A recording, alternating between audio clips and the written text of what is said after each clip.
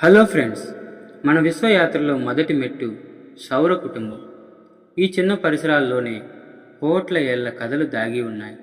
ఈరోజు సూర్యుడి నుండి మొదలుపెట్టి నెప్ట్యూన్ వరకు మన ప్రయాణాన్ని కొనసాగిద్దాం. సూర్యుడు ఒక నక్షత్రం, కానీ మన జీవితం అంతా అతని మీదే ఆధారపడి ఉంది.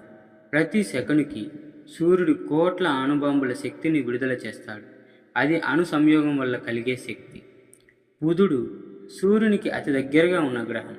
పగలు కాల్చే వేడి, రాత్రి గడ్డకట్టే చలి. ఇక్కడ జీవానికి అవకాశమే లేదు.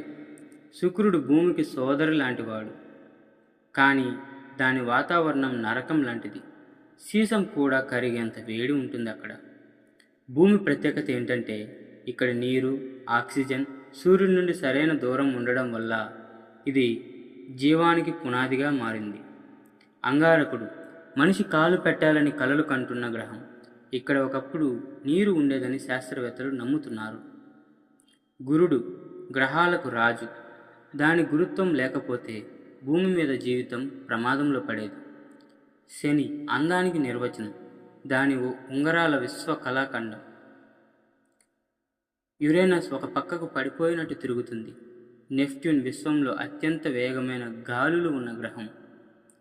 టైటాన్, యూరోపా లాంటి ఉపగ్రహాల్లో జీవానికి సంకేతాలు ఉండొచ్చు.